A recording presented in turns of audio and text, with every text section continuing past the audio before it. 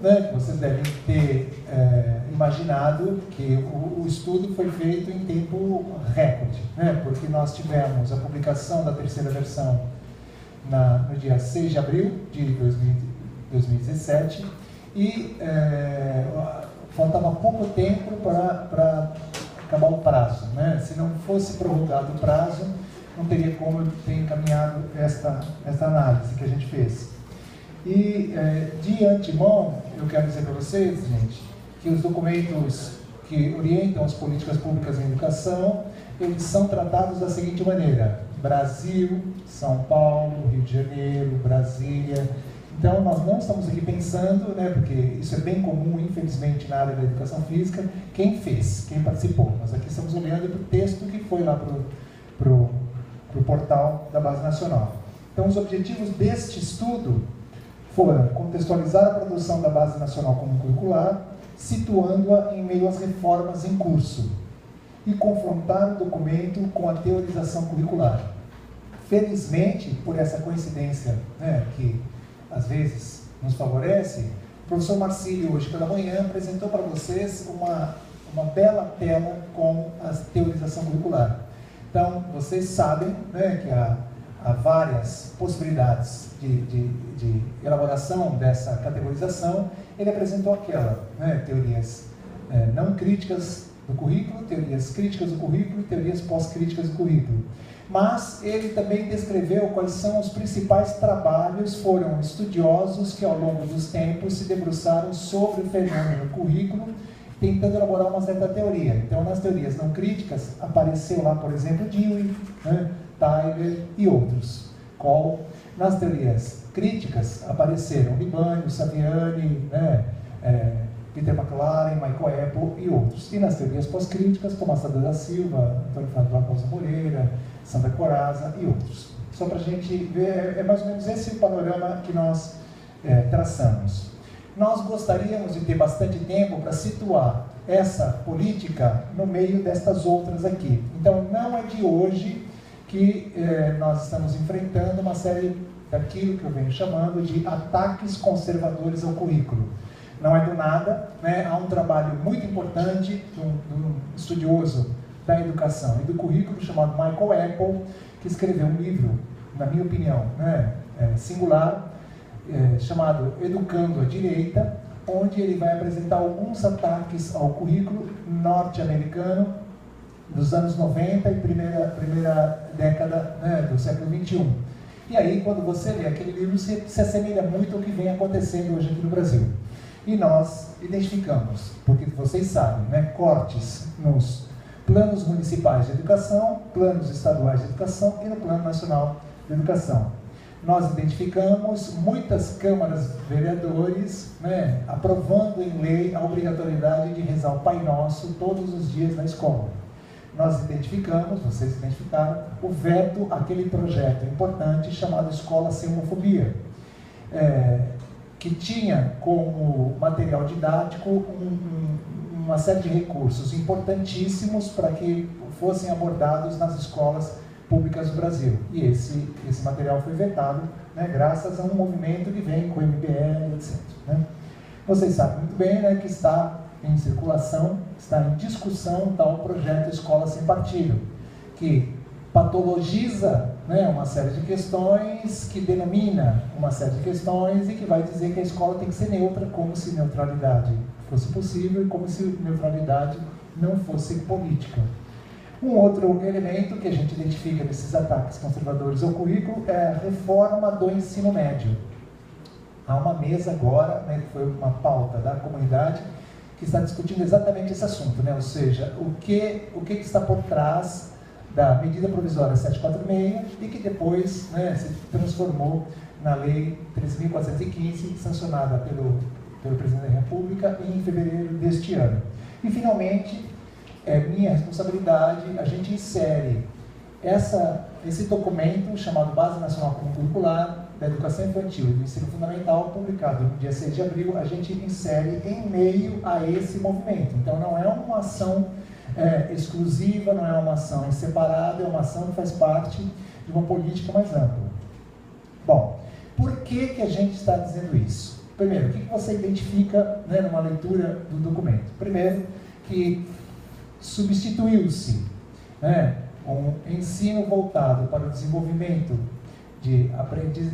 para a aquisição, o desenvolvimento, né, de direitos de aprendizagem e desenvolvimento por um ensino pautado no desenvolvimento de competências. Essa é uma questão importante. Uma outra questão é que esse documento, publicado no dia 6 de abril, ele vai apresentar um conjunto de habilidades essenciais. Eu estou aqui, né, dizendo exatamente o que está escrito no documento. Ele apresenta, no nosso entender, uma série de desequilíbrios. Ele vai trabalhar com determinadas dimensões do conhecimento. Vocês verão como a gente vai analisar isso. Ele, no nosso entender, apresenta um excesso de conteúdos e, se você levar em consideração o documento publicado, né, ou entregue ao Ministério da Educação em maio do ano passado, a chamada segunda versão, você verá, né, comparando os dois, que houve uma supressão dos antigos objetivos de aprendizagem e desenvolvimento que problematizavam as diferenças. E, finalmente, a gente identifica nesse documento concepções de currículo conflitivas em disputa. Bom, então, vamos mergulhar no documento e vocês me perdoem porque a gente vai trazer os fragmentos do texto. Então, lá na página 16, você lê assim: no âmbito da Base Nacional Comum Curricular, a noção de competência é utilizada no sentido da mobilização e aplicação dos conhecimentos escolares, entendidos de forma ampla, conceitos, procedimentos, valores e atitudes. Assim, ser competente significa ser capaz de, ao se defrontar com um problema, ativar e utilizar o conhecimento construído. Competências. Para garantir o desenvolvimento das competências específicas, cada componente curricular apresenta um conjunto de habilidades. Essas habilidades estão relacionadas a diferentes objetos de conhecimento, aqui entendidos como conteúdos, conceitos e processos, que, por sua vez, são organizados em unidades temáticas. Qual é a análise que a gente pode fazer dessa opção, se vocês quiserem, dessa mudança de opção de um ensino pautado em direitos de aprendizagem e desenvolvimento para um ensino pautado no desenvolvimento de competências? Há autores, gente, que estavam naquele rol de trabalhos que o Marcílio apresentou de manhã, que, se vocês lembrarem da tabela, claro que é muita coisa, e não é o caso, esses autores se inserem, né, no conjunto das teorias não críticas do currículo. Esta obra de César Coll, ela é publicada em língua portuguesa em 1996, é esse trabalho que inspira a elaboração dos programas curriculares nacionais, não a publicação dele no Brasil que inspira, a publicação veio nessa esteira, mas é um livro que se chama Psicologia e Currículo, onde ele propõe uma organização do currículo a partir do desenvolvimento psicológico, e tomando como referência a aprendizagem de conteúdos atitudinais, procedimentais e conceituais. Então, haveria, na explicação desse autor, conteúdos conceituais mais simples, conteúdos conceituais mais elaborados e conteúdos conceituais mais sofisticados, em função de uma correspondência com a faixa etária. Ou seja, crianças pequenas seriam capazes, né, de aprender certas coisas, médias outras e maiores outras. Bom, só que há um misto da noção de conteúdo de César Coll, expresso nessa obra, com a noção de competência, divulgada por Philippe Perrenot. E aí, competência é a tradução que está lá, né, na base, né, nesse documento da base. Competência nada mais é do que a capacidade de mobilizar conceitos, atitudes e procedimentos para a resolução de um problema imediato. O que isso significa? Que você não precisa fazer uma proposta educacional com profundidade de conhecimentos. Basta você organizar boas situações problema que estimulem as crianças, jovens e adultos a mobilizarem conceitos, atitudes e procedimentos para, né, solucionarem esses desafios. Uma questão complicada, né, o uso do termo habilidade. E aparece claramente na página 27 a fórmula para a composição de uma habilidade, produção para escrita de uma habilidade. As habilidades expressam as aprendizagens essenciais que devem ser asseguradas aos alunos nos diferentes contextos escolares, valeria a pena a gente perguntar, olha, mas o que é essencial no Rio Grande do Sul, né, no Amazonas? O que é essencial numa comunidade ribeirinha? O que é essencial numa comunidade urbana? O que é essencial na periferia e o que é essencial no centro da cidade? E aí, né, uma outra questão que merece mais detalhamento é o que aconteceu com, por exemplo, a habilidade educação física do 3º ao 5º ano, a habilidade número 4 de educação física do 3º e 5º ano, né? Ensino fundamental, habilidade número 4. Vejamos, recriar individual e coletivamente e experimentar na escola e fora dela brincadeiras e jogos populares do Brasil e do mundo, incluindo aqueles de matriz africana e indígena, e demais práticas corporais tematizadas na escola, adequando-as aos espaços públicos disponíveis. Claro que eu estou lendo, estou apresentando aqui, mas se você ler com cuidado, você verá que isso aqui é tudo e mais um pouco, ou seja, tudo, do 3º ao 5º ano. Considerando que a maioria das escolas do 3º ao 5º ano no Brasil, quem ministra esse componente curricular são os professores polivalentes. A maioria, infelizmente, ainda sem formação superior, né? Nem na pedagogia, nem muito menos na educação física. Vejamos uma habilidade do ensino fundamental, número 9, do 3º ao 5º ano. Experimentar, recriar e fruir das danças populares do Brasil e do mundo, e danças de matriz africana e indígena, valorizando e respeitando os diferentes sentidos e significados nessas danças em suas culturas de origem. Novamente, né, tem coisa demais aí. Bom, mas o mais surpreendente, gente, era o como estava e o que aconteceu. Então, esta não é uma tabela construída por nós. Essa tabela está no relatório oficial da 3ª versão. E aparece essa coisa bastante sintomática, né, que é, nós tínhamos na versão 2, 157 objetivos de aprendizagem e desenvolvimento. Na versão final, que eles denominam a versão final, isso caiu para 69. Significa uma supressão de 88 objetivos de aprendizagem e desenvolvimento e a reescrita no formato de habilidades. Que aí, né, você vê um número, né, de menos 56, ou seja, diminuição de 56% do documento. Claro que se você observa língua portuguesa, chegamos ao patamar de 416 habilidades, e por aí vai, né? Bom, um outro desequilíbrio, o desequilíbrio não é só no documento, o desequilíbrio alcança também o interior do próprio componente.